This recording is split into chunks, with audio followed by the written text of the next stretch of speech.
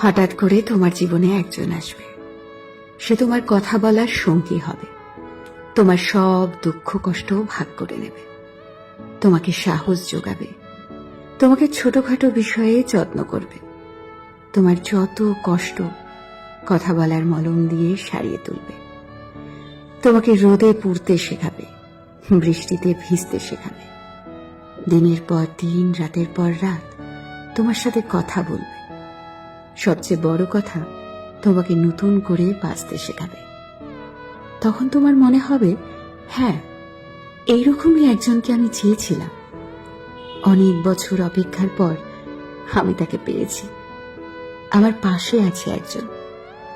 তারপর যখন কথা বলার অভ্যেসটা তোমার বদঅভ্যেসে পরিণত হয়ে যাবে, তখন একদিন হঠাৎ করেই মানুষটা বদলে যাবে, তোমাকে ব্যস্ততা দেখাবে।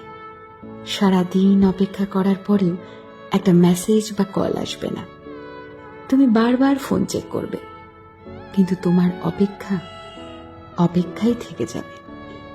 প্রথম প্রথম 2-1 কল করে তোমাকে বোঝাবে সে নিরুপায়, তার জীবনে খুব ব্যস্ততা, তাই সে সময় দিতে পারছে না।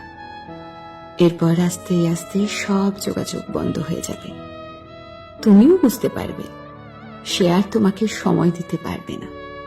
তাই তুমিও মেসেজ বা কল করে বিরক্ত করা বন্ধ করে দেবে। যে মানুষটির জন্য একদিন তুমি ডিপ্রেশন থেকে বেরিয়ে এসেছিলে, আবার সেই মানুষটির জন্যই তুমি আরো গভীর ডিপ্রেশনে চলে যাবে।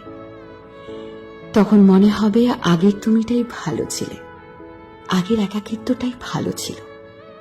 জীবনে একা থাকা খুব সহজ, কিন্তু জীবনে কেউ এসে চলে যাওয়ার যে একাকিত্ব, সেটা বড়ই কষ্টদায়ক।